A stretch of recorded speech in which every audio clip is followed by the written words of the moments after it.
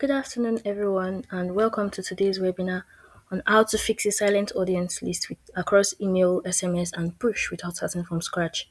My name is Falakemi Ayeni, and I'll be your host for today. Before we get started, a little bit of housekeeping. Please, if you have any question during the course of the session, please drop it in the chat box, and we'll get right to it during the question and answer session. All month long, we have been preaching about how having a silent audience is not the end.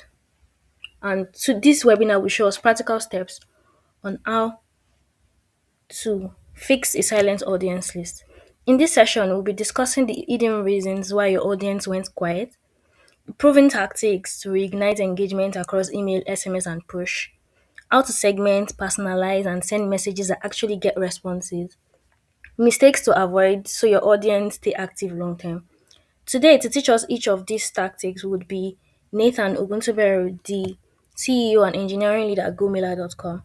So please, a round of applause for Nathan, please. Okay, without further ado, let's get started.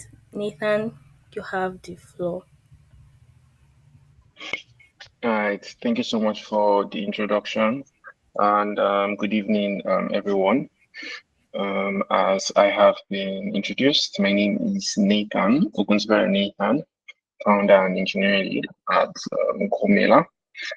So, as Folakemi has basically notioned, we are going to be discussing how we can fix a silent audience across our multiple channels, so emails, SMS, and push, without actually rebuilding our list or starting from scratch. So before we get into it, I just want to take a quick poll. How many people are having a silent audience? So an audience where you send an audience that you send your messages to and they don't really get any feedback, you don't get response, you don't get clicks, your opens are pretty much low. Okay, awesome. All right, so not to worry. By the end of this presentation, you should have learned how to engage your cold and inactive subscribers effectively.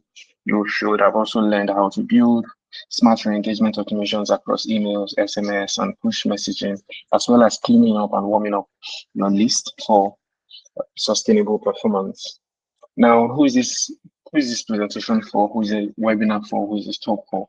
It's basically targeted at marketing leaders, so CRMs and growth teams who want to restore engagement, protect deliverability, and extract more value from existing customers without, of course, wasting your time on sending emails or just guessing and hanging on threads. Right. So that is, or those are the people we're going to be targeting today. Now, the first thing you need to do when attacking a silent list is understanding silence, right? So what does it mean when your audience do not open your emails, they don't click on your links, or they don't even respond in any way or manner? Now, silence is a hugely misunderstood concept. When people do not get any response from their audience, when the audience is silent, the go-to action is not what it should be. Brands, businesses, marketers, professionals basically misinterpret silence. Now, a lot of brands would think that silence means the customer is no longer interested, or the not interested in what they're offering, or that the client or the subscriber has changed in the brand or the business as a whole, or maybe the list is dead. That is, this list is just dead and gone. These guys are out and they're not going to be interested in that product at all. That's kind of like what most brands initially think silence means, but that's not usually what silence is, right? That could be what silence is, but most of the time, silence is usually a signal, right? It's like a beacon, right, or a flare, right? Which you need to look out. You need to basically try to understand, and every signal has a context, right? So if you see a flare If you see a flare in the mountain, someone is basically looking for help.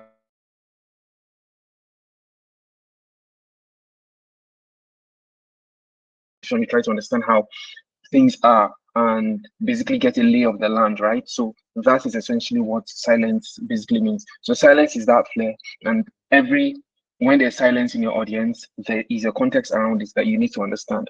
And the context could be poor timing, could be low relevance, channel mismatch, message fatigue, or deliverability issues. So perhaps you're sending your messages at the wrong time, right? This is one critical thing that, to be honest, you can't really get 100%, but there are ways that you can circumvent this. And then we have low relevance. You're sending messages that are not relevant to your recipients. Nobody is going to read a message that is not relevant to them. You'll just discard it immediately. You also have channel mismatch. People who dwell a lot on emails, who basically execute their day-to-day, they live and breathe on emails.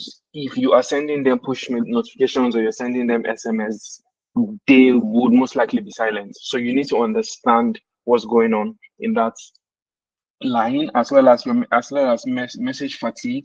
Oversending messages is that basically burning them out, and deliverability issues. This, of course, has little to do with you as a marketer, you as a business owner sending out messages. Just a little to do with you, but most to do with the platform that you decide to utilize to send your messages. So these are like the context with which you could actually experience silence from your audience. So you need to understand what the context, the prevailing context is, in order to beat the silence. Now, if you ignore the context, if you just decide, oh, my list is silence, let's just go the natural way. Let's not try to dig deep to understand why they are actually silent. There's a lot of things that will happen. You will send a lot of messages to them, trying to maybe convince them. You might be thinking, oh, am I not convincing them enough? Is my offer not good enough? Blah, blah, and blah, right? So you would end up sending a lot of messages to them. So your message volume is going to go up. And if your message volume is going up to a silent list, your engagement is definitely going to come down, right? And when you don't have a lot of the engagements, your messages are up, your deliverability is going to suffer, because then your receiving platforms, especially emails, would then look at it as you're now sending people spam. Because if you're sending emails, no one is engaging with your emails, and you keep sending emails, you'd be like, you're a nuisance at this point, right? So your deliverability is going to suffer. And if your deliverability suffers, there's no communication between your brand and your customer. Trust is going to be lost, broken and lost. And you don't want trust to be broken, right? So you need to understand the context behind silence. So once you have gotten your headspace into trying to understand silence, you also need to know what your engagement is about. Most times we just feel like re-engagement is basically about sending messages. That's like the knee-jerk reaction to silence. Oh, my list is silent. I don't send messages. I don't send messages. I don't send messages. In the last slide, I showed you basically what happens if you ignore trying to understand the context, right? But re-engagement, when it's time to re-engage your customers, it's not about sending messages. It's basically about understanding context and filtering out the silence. So trying to figure out what part of my list is dead, and what part of my list is actually trying to send me a signal. It's trying to let me know that, oh, okay, I'm interested, but there's something wrong with your engagement process. So it's really about filtering your audience. Your goal should not be, oh, I want to get everybody to start um everybody starts engaging, everyone start opening my emails. That is what everybody, all marketers, right? That's your dream, 100% open rate, 100% click rates, and all of that. But the reality about it is that not everybody is actually going to respond to you, or not everybody would engage with your material. But we want as many people to do as possible to do so, right? So you need to know that you should not be targeting. You shouldn't lay your set your sights at waking everyone up, but trying to figure out who you can actually wake up and who you should be sending messages to, who you should be trying to communicate with, right? So that is basically what re-engagement is all about. Now, the next thing is, the next question you might want to ask yourself is, okay, I know that I shouldn't be trying to wake everyone up, but how do I know that a silent customer, right? Someone in my audience who was not responding and all of that. How do I know that this person is pretty much interested so as to be able to filter that person positively? Now, there's a lot of criteria, or there's a lot of criteria and would I say resources, right? Guides about how you can go about this, but we're going to try to keep it as simple as possible here. So for you to identify a qualified contact, we try to look at three signals, right? Activity in terms of everything is under activity, but we break it down into three. The recency of the activity. How recent did they take any activity on your platform, on your product, interaction with any of your product or your services, right? The recency of that activity. Did they open your messages? When was the last time they took an action, or when was the last time they engaged with your stuff? So you look at the recency of the activity. And then you also look at activity on channels, right? Are they taking any activity across your channel? So is this person opening emails? Is this person opening my SMS? Is this person interacting with my push notifications? Then you look at the depth of those actions, right? The depth of the activities. Do they stop at opening emails, or do they proceed to click on links, or do they actually take the action we want? So if you look at these three indicators, if you get at least one of it, so perhaps you look at the depth of action and you say that, oh, okay, a contact is opening my emails, then that person qualifies as someone that you should be engaging. Now, I know that we are not looking at, or we are not talking about contacts that are actually taking your actions, or contacts that are actually making purchases, right? Those are not the people we are trying to re-engage, because we do know that those guys are like our guys, right? They are hot, and they typically take action, they make the purchases, they take our desired actions. We want to deal with the people who maybe just open, people who click, right? People who have shown one or two signs of life, if I may, around our products, right? Now, if there's no signal, if you don't get any activity signal from your contact, then you should not discard the contact, but you should send less messages to those contacts, right? Because if you send a lot of messages to those contacts, as I've shown in the previous slide, you're going to get low engagements and visibility issues, and eventually there will be no trust with those contacts. Now, the next thing we need to figure out is, or our re-engagement pillars. So we've said, we've kind of understood what silence means, right? We now know what we are looking at when we want to do re-engagement. We now know that, oh, okay, yeah, we are filtering, we're trying to figure out who to send our emails, messages to, right? Via emails or SMS or push notifications. Now, the next point is, what are the core pillars, right? What are the things we need to do? What are the things we need to know, to take note of when we now want to execute on our re-engagement? Because at the end of the day, re-engagement messaging, right? Re-engagement involves checking our customers to like, right? So what are the pillars? What are those important things that we need to know about re-engagement? The first and most important thing to know is channels, right? You need to understand your channels and the roles they play, because every channel has a role it plays, and the role your channel plays would determine how you say what you want to say. It will not determine what you want to say. That's your brand message, right? But how you deliver that brand message is dependent on your channels. Now, we're going to be talking about three channels, of course: email, SMS, push. You have other channels, social media and the likes, but we're going to focus on three: email, SMS, and push, because they have the highest returns on your investments. Now, for email allows you to send messages with a lot of context and basically value.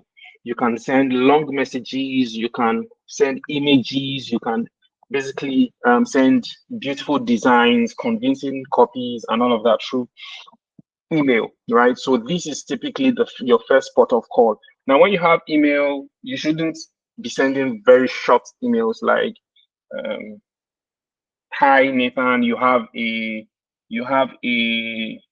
would I say you have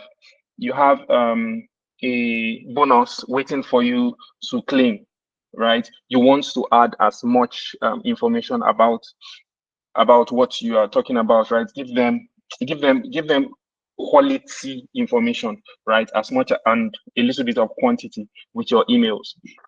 Next is your SMS. For SMS, you just want to get a confirmation, right, from them as quickly as possible.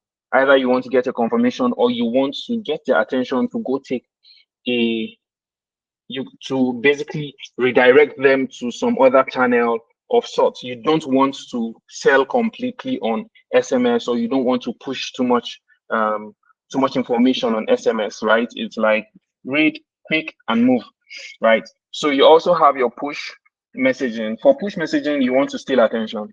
You want to pull them away from whatever they are doing because it's going to be on screen. It's a tap and off to your app. But you also need to know that not everyone has your app downloaded, right? And you also need to know that your push note messaging is not the right place for you to start writing long epistles and sending a lot of content, right? So each channel has a role. You format your messaging to fit the channel and the purpose of the channel. If you use the wrong channel, it's going to create fatigue. What do we mean by fatigue? You're sending long text in SMS. Nobody's going to read that, right? But if you send it as an email, people are already conditioned to read long emails, newsletters, and the likes, right? So using the wrong channel is definitely going to create fatigue and is going to result into worse conditions, right, prior to your re-engagement drive. So you need to understand the rules of your channels. Now, once you understand the rules of your channels, the next thing is to do segmentation, right? And the key pillar is in keeping your segmentation simple. Now, because I believe I'm speaking to marketing professionals and growth executives. I know we should know what segments are, but I would just give a brief definition before I proceed. So a segment is basically like a section of your audience, right? So if you sell to consumers, if you sell to consumers, let's say you sell beauty products to consumers, a segment might look like people who purchase facial products, right? Would basically might be in a segment. People who just focus more on body care might be in another segment. So a segment is just a section of or a subsection of your general audience. Right now, why do you need segments? You need segments because you're going to be able to send relevant messaging, right? I mentioned that one of the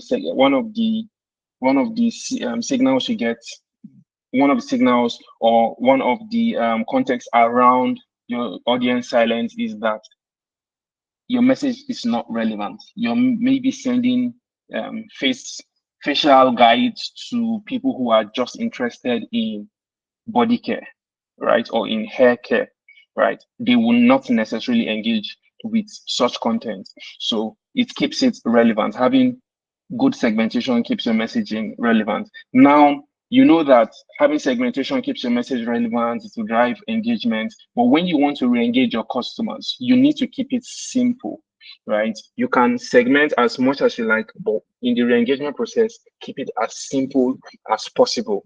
And the best way to do this is to basically let your users' behavior decide, right? Don't just go guessing and saying, oh, I know what my customers want. I know what they typically do. I know the kind of content they typically consume. You don't do that. You let their behavior decide. Nathan purchases hair care products. He purchases a lot of shampoos. Send shampoo. You want to send shampoo info to him. So basically, you have him in that segment, right? Now, to start with, we advise that you focus more on the depth of their behavior. Now, what do I mean by depth of behavior? Don't look at Nathan purchases hair care, so I should put him in the hair care segment. We're talking about messaging here. We're talking about reviving a silent audience. So you want to look more towards the kind of action I take when it comes to interacting with your product, right? Or with your messages in the past. Do I open your messages? Do I open your excuse me? Do I open your emails, your SMS? Do I open push notifications? Right? You keep it at that level for now. Don't dive deep into the whole Nathan lives in or your stage, so he should be in this audience. No, let that aside. Just focus more on the stage they are, the depth of their behavior. Is it minimal? Do they just open emails and stop there? Do they click links and stop there? Do they take our expected action? Now, you can also ignore taking expected action, because anyone who is taking your expected action is definitely not dead. That person is not silent. That person is really loud and active on your product. But you focus on, do they just open and go off? Do they just click on a link or click on a button and go off? So you want to segment based on that, based on the channel, and work with that. Now, once you've done that, it's now time to send your message. So you have basically understood your channels. You've crafted your messaging for each channel. You've done your segmentation. So you've looked at maybe past information, because for you to know that your audience is dead, we are hoping that you have sent messages to them and they did not necessarily respond as well as you would like, right? So you do such segmentation. Now, it doesn't mean you don't always need to depend on past data, right? It's a continuous process. So just in case you're thinking, oh, Nathan, my audience interaction has been low and all that stuff, it's not a one-time thing. As you are sending your messages, you need to keep studying them and keep repeating the same practices, right? Now, once you've understood your channels, you've basically figured out your segments based on the depth of behavior. Don't try to be too fancy with anything. Just the depth of the behavior. The next thing for you to do is basically to design your entry message. Now, it's a re-engagement process, right? So you want to basically re-enter conversations with these people. There are three things your first message should convey. It should deliver value, it should feel relevant, and you should ask for the most minimal effort possible. Don't be asking them to make a purchase. Don't be asking them to go register somewhere and all that, right? You keep it minimal. So, of course, delivering value should not be foreign to anybody on this call. You want to give them valuable piece of information. It could be an offer, it could be something, but you want to make sure that you are conveying value. Then you want it to be relevant. Like I said, if I open your emails and maybe you want to be sending messages relating to hair care or your general product, right? You want to do your general product and then study from there, right? So it should feel relevant, right? It should not just be mumbo jumbo, or you just what you feel like you want to be talking about, right? So it should feel relevant, and you should ask for minimal effort. So don't, as I've said, don't be asking, don't in your first re-entry message, a little thing like a reply to your email if it's an email, or something as simple as, I don't even want to say click on a link, because clicking on a link is a lot of effort. um let's say a reply. I know a lot of us have seen some social media posts where you get to see comment yes to get materials, comment this. Very minimal effort. All you have to do is just comment, right, on the product. Now, what this will help you do is, it will help you figure out who would still be stuck on who will still be stuck on the first depth of behavior. That is, who will be stuck on opens, who will take the next step, right, in terms of whatever you've asked them for, in terms of maybe minimal effort, who takes that next action. It could actually just be a confirmation. You might just have two buttons, yes or no. If you're interested in messaging or in getting offers from us, click on yes. If not, click on no, right? Could be something as simple as that. You're not asking them to go take some action after that message, right? Now you get to measure, okay, who is on the opens, who is on who has taken the next step, right, of basically taking action. Now what you do with this information is you then it's like a flywheel. You then take it right back and you fix your segmentation. So who has moved from the first depth of behavior, which is like opens, who has moved from that to clicking, right? Who has moved from that to clicking? You redo your segmentation and on and on and on and on and on. Now, what you need to remember is you are reopening permission. So basically, they have given your email, their emails, their phone numbers. They have basically registered on your push messaging. Registered to receive notifications from your brand, right? But you are reopening permissions. You are basically re-asking them for permission. So you are not necessarily demanding that they go take a lot of action. So keep it, simple, keep it amiable, and keep it um, light. So that is basically the third pillar.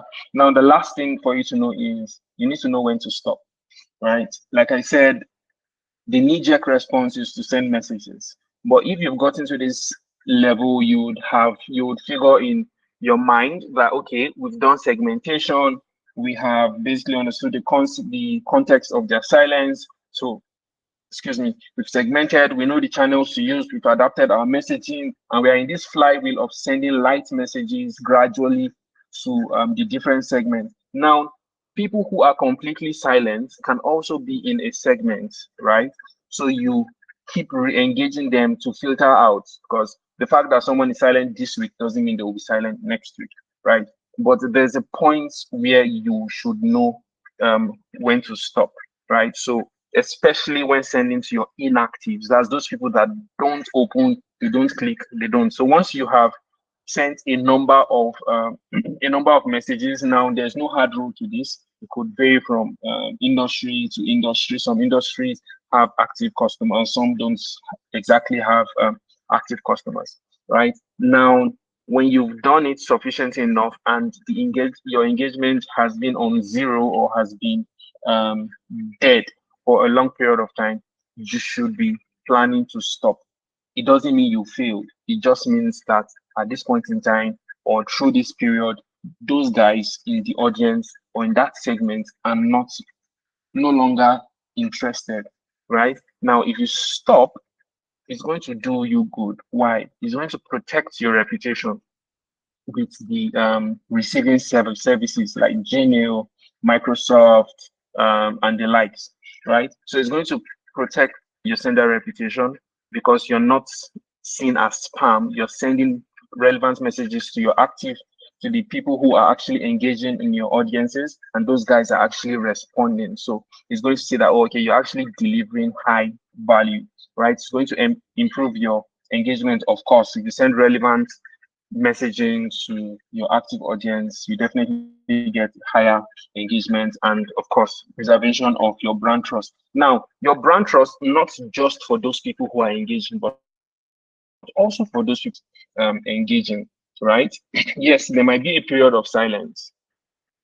There might be a period of silence, but when you don't bombard them with messages after they are silent, right? Maybe you don't send them messages for a period of time and then you now send in a checkup message and all of that. It still preserves that bond and that trust. They don't look at you as some, would I say, message factory, someone who just wants to be bombarding them and they don't ignore your emails because then scarcity starts to, play a role in scarcity of presence starts to play a role in their response to your messaging. So it's going to preserve your brand trust with your active customers as well as your inactive customers, right? And of course, this when you do this, your performance, that your messaging performance, is definitely going to start compounding. Your metrics skyrocket, your retention skyrocket, and the most important thing, well, not to everybody, but for most businesses, the most important thing is revenue, and you see your revenue numbers just shoot up. Right. So when you do this right, I have basically just I basically just said this. When you do it right, you end up sending higher quality messages. So now your messaging is much more relevant. It's much more tailored. So now when you're targeting the audience or the segment that only open your messaging, you would tailor your messaging to get them to the next level of action. That is to try to get them at least click a link. Even if they will not buy your product, at least click a link. You'll try to tweak your messaging in such a way that is going to get them to take the next level of action. So you'll be sending higher quality messages for whatever segments you're targeting, and your engagements per contact would increase. Of course, if the quality of your message is up, your engagement is up, your data becomes clearer. You know for sure these are the people I'm dealing with. These are the numbers that we are most likely going to be doing, and your ROI definitely improves over time because trust is built with active, with inactive. Your trust is sustained, right? When you want to do more re-engagements with your inactive, you're most likely going to get good results from it. So if you basically adhere to the guides that I have given so far, you're definitely going to enjoy good ROIs at the end of your re-engagement process, which I hope is never going to end because it should be a flywheel where everything comes in, moves to the next step, moves to the next steps, and just basically keeps going in a cycle, right? So the results are actually going to be amazing. Now, once you do this, you're not going to be needing a new list. You would be able to work with your existing list, right? Basically, your silent audience, the audience, that list you're thinking, oh, these people are no longer interested. Let me go throw this list away. You'd definitely be able to work with that list. You won't need to be giving discounts. You won't be thinking, oh, I need to, cut the cost of my product or my service in order to reactivate these guys, to re-engage these guys. Now, you're not going to be dealing with discounts because remember, you're filtering, you're understanding the silence, and you're working with that silence, right? And of course, you're not going to start scrambling to look for multiple tools. A lot of professionals today use a lot of tools. They don't use those tools because those tools are best for the job, but they use those tools to try to make sense of the silence, but they do it in the wrong way, right? So you won't be needing multiple tools. You would basically just use the bare minimum tools to get awesome and amazing results. And all you're going to be needing will be structure, understanding of signal, and of course restraints to know when to stop, sending messages to your audience. So at this point, I would be taking questions from the audience. So does anyone have any question regarding the silent audience segmentation? It could be anything. Now is the time for you to ask those questions.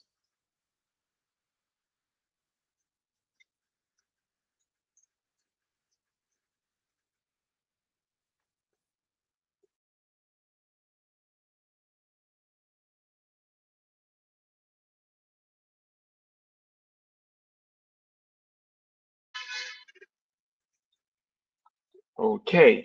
All right. So it looks like there are no questions, but regardless, you can always shoot the Gomela team a question, and we'll try to get back to you as quickly as possible.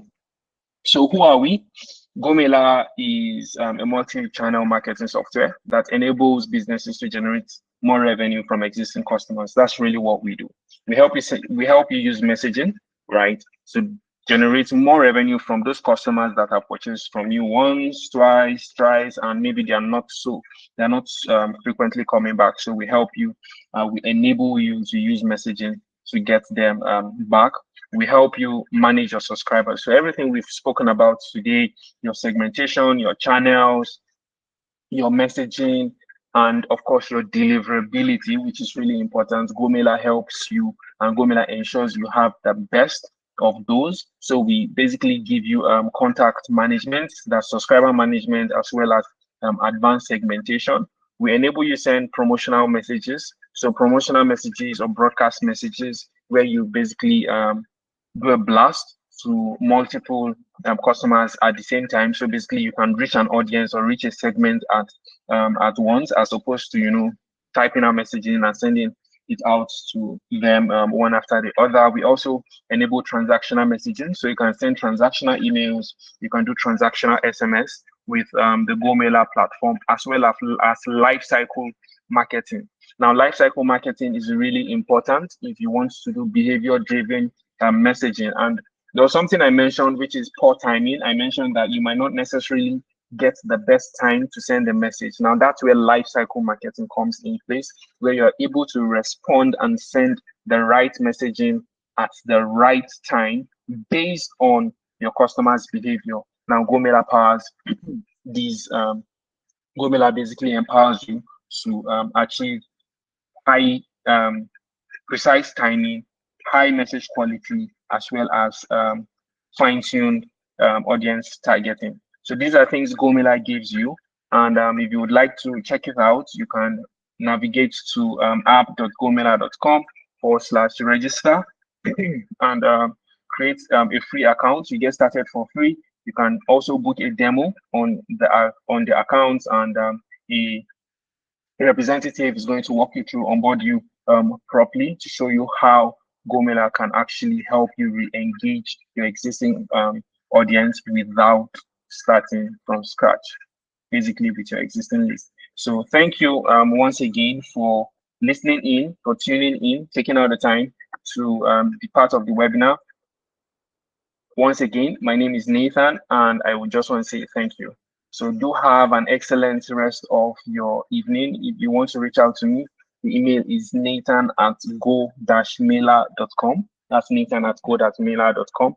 Fortunately, I didn't put it up on the slide. So thank you so much, the Gomila team, for giving me the opportunity to make this presentation.